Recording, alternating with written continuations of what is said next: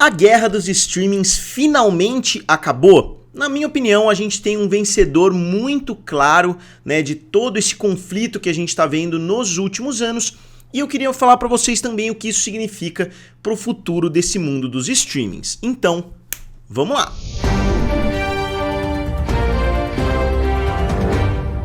Então, pessoal, o que eu quero dizer, né, com a guerra dos streamings chegou ao fim. No final deste ano eu decidi dar uma analisada nos acontecimentos aí, né, na subida de preço de vários dos serviços de streaming, das decisões que vários serviços tomaram, o aumento de preço da Netflix, né, o impedimento no compartilhamento de senhas, que a gente está vendo aí o resultado.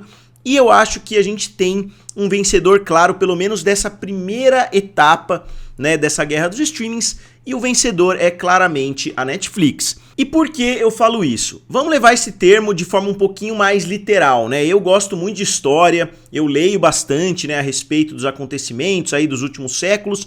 Quando que normalmente uma guerra chega ao fim? Não é quando você destruiu o inimigo, quando você acabou completamente, né, com o inimigo. É quando o inimigo não tem mais dinheiro para continuar competindo com você, né, e ele acaba desistindo, de certa forma, daquele conflito. E aí a gente tem o país que foi o vencedor, ou a região ali que foi vencedora. Então a gente vê que muitos conflitos são decididos pela questão econômica e não pela questão de força. Nesse sentido, né, a guerra dos streamings não seria decidida por quem tem o melhor catálogo, por quem tem o melhor aplicativo, por quem tem, né, a melhor interface ali de usuário.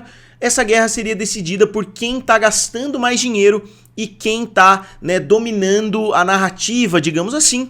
E de fato quem ganhou foi a Netflix. E o maior argumento de todos para essa vitória é que tanto a Warner quanto a Disney, que seriam os dois maiores estúdios, né, eles investiram pesado para concorrer com a Netflix. Eles pensaram, bom, vamos investir. A Warner criou o HBO Max, a Disney criou o Disney Plus. Vamos investir, vamos criar a nossa própria Netflix. Então eles tiraram o conteúdo deles, essa foi, digamos assim, a declaração de guerra, né? Principalmente a Disney, né? Tirou todo o conteúdo, passou por um tempo para a Amazon, né? Fez um contrato ali de 1 ano, depois transferiu todo aquele conteúdo pro Disney Plus. Então, por um período, a Disney era sozinha, era uma bolha, né? Tudo que você quisesse assistir da Disney, você tinha que ir até o Disney Plus. E o que aconteceu agora? A Disney balançou a bandeira branca, falou assim, Netflix, a gente admite que a gente não tem a capacidade de ganhar dinheiro como vocês estão ganhando dinheiro com o serviço de streaming, gastando tanto que vocês estão gastando com o serviço de streaming, a gente precisa de dinheiro de outras formas, o nosso serviço de streaming não vai andar com as próprias pernas, como a Netflix faz, então a gente precisa voltar a licenciar conteúdo. Então a declaração de guerra, entre aspas, foi tirar o conteúdo da Netflix. Agora eles estão devagarzinho devolvendo o conteúdo para Netflix, não em grande quantidade. Obviamente a gente vai demorar, eu acho, para ver Star Wars, para ver Marvel, para ver as animações da Disney de volta em um grande serviço de streaming, mas esse foi o começo, né? Foi para mim a Disney admitindo que eles não vão continuar nessa briga eterna, né? Tentando bater a Netflix no próprio jogo. A Netflix ela criou um jogo, digamos assim, e convidou, né? Os outros, na verdade, não foram nem convidados, eles foram entrando para jogar. Porque eles começaram a ver que eles estavam criando um monstro. Eu não sei se vocês sabem, né, mas quando a Netflix surgiu, ela era uma empresa que entregava DVDs na casa das pessoas. Então, ao invés de você ir numa Blockbuster, você pedia um DVD ali pela Netflix e ela enviava para você pelo correio, você assistia e enviava de volta. Então era um formato completamente diferente do que a gente tem na Netflix hoje. Inclusive, eles encerraram esse formato somente nesse ano de 2023. Eles pararam, né, de enviar os DVDs, então já foi uma mudança. Só que quando eles criaram o serviço de streaming, os estúdios não acreditavam que a Netflix fosse ficar tão grande assim. Eles começaram a licenciar muito e muito conteúdo. A Netflix tinha praticamente tudo, né? Eu chamo isso da era de ouro dos streamings, quando você assinava somente a Netflix por um valor bem baixo ali, R$14,90, R$19,90 por mês, e você tinha acesso a conteúdo dos 6 grandes estúdios, você tinha acesso a quase tudo. Só que aí o que os estúdios perceberam? Pô, as ações da Netflix disparando, muitas pessoas ignorando as salas de cinema. Pô, eu espero chegar na Netflix. Que eles falaram, pô, vamos criar a nossa própria Netflix. Surgiu a Disney com o Disney Plus, como eu já disse, a Warner com a HBO Max, A Sony, ela não criou porque ela já tinha tentado com o Crackle, né? Já tinha tentado e já tinha falhado, mas a Universal veio com o Peacock, a Paramount veio com a Paramount Plus e a Fox, que era o sexto grande estúdio, foi comprada pela Disney, então eles lançaram juntos, né, o Disney Plus. E aí começou a chamada guerra dos streamings, né? E como eu disse, a guerra não precisa, para terminar, ela não precisa destruir todos os outros serviços, basta que os outros serviços digam, ó, Netflix, você realmente é a melhor, né? Você realmente tá num nível que a gente não vai conseguir bater, pelo menos tão cedo. Então, tanto a Warner quanto a Disney já se renderam. A Warner licenciou bastante conteúdo e conteúdo bem relevante, né, da HBO, então eles estão agora com muitas séries, né, inclusive algumas das minhas séries favoritas, como Band of Brothers, como The Pacific. Eu falei a respeito disso até no meu vídeo anterior, falando sobre essa parceria da Disney e da Netflix, o que me levou a fazer esse vídeo, né, declarando que de fato a Netflix saiu como uma grande vencedora.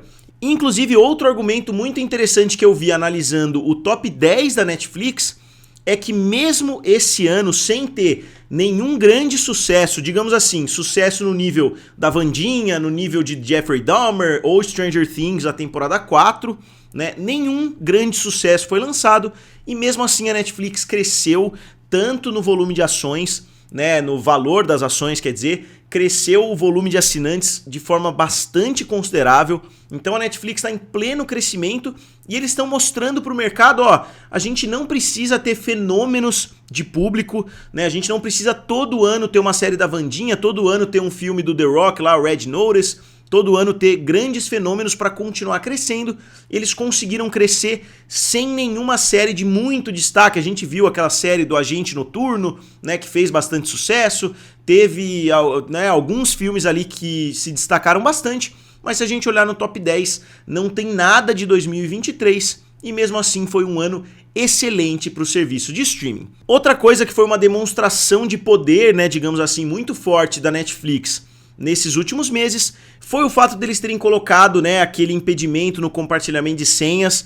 Todo mundo, inclusive aqui no canal, muitas pessoas comentaram, Netflix já era, ninguém mais vai assinar a Netflix, todo mundo vai sair fora e assim por diante. Muitos e muitos comentários, eu já li inclusive aqui com vocês muitos desses comentários.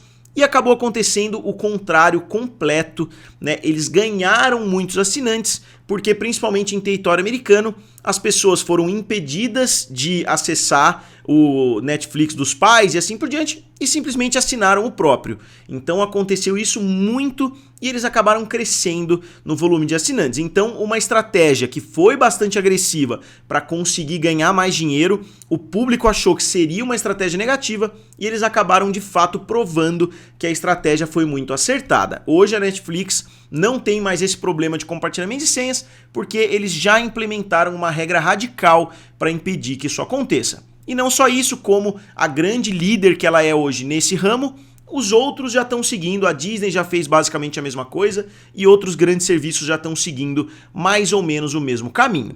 E para finalizar, outro aspecto, né, que é muito importante da Netflix é o peso que ela tem para trazer público para séries que não necessariamente possuem esse público em outra plataforma.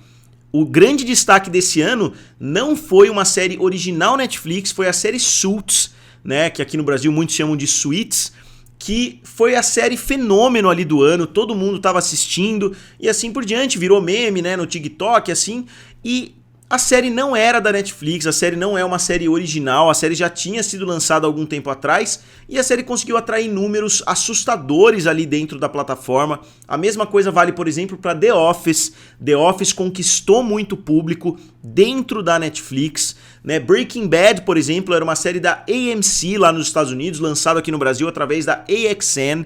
Eu assistia desde o primeiro episódio porque eu gostei ali da história, né? Um professor de química e etc. Eu assistia desde o começo e pouquíssimas pessoas assistiam Breaking Bad, até que Breaking Bad chegou na Netflix e explodiu de popularidade, se não me engano, entre a terceira e a quarta temporada que Breaking Bad deu aquele salto, né, no nível de popularidade. Então a Netflix tem esse efeito de trazer para um grande público, né, um volume de espectadores ali que eles não teriam de nenhuma outra forma.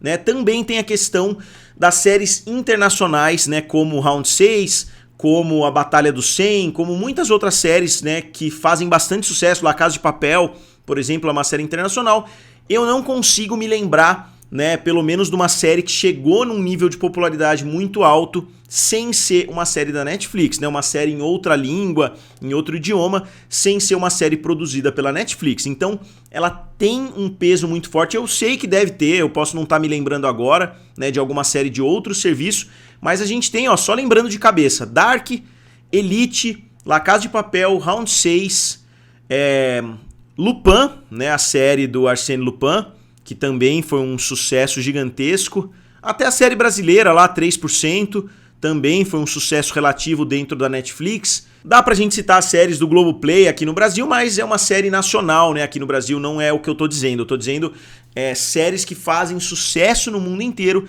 produzidas pela Netflix. Tem muitas aí, né? Então daria para eu citar mais uma porrada. Tem muitas séries coreanas também, que eu não me lembro o nome, que também fizeram muito sucesso. É outro aspecto da Netflix que as outras ainda estão muito distantes de tentar se equiparar, né? O Disney Plus, por exemplo, lançou algumas séries, né, em outros idiomas, mas nenhuma série de muito destaque. Assim, a mesma coisa para Amazon Prime Video. Tem uma série interessante lá do Grifo, que eu gostei, que é uma série alemã, mas também é uma ou duas, não são diversas como a gente vê na Netflix toda semana. E eu ainda tenho mais alguns vídeos a respeito da Netflix para trazer aqui para vocês até o final de 2023. Se vocês têm algum pedido para fazer aí até o final do ano, eu pretendo fazer um vídeo de retrospectiva, né, trazendo os grandes acontecimentos nesse mundo dos streamings, né, tudo que aconteceu aí no ano de 2023. Mas se vocês têm alguma ideia também, digam pra mim aqui nos comentários. E eu gostaria de saber se vocês concordam comigo, né, que esse ato de voltar a licenciar conteúdo pra Netflix,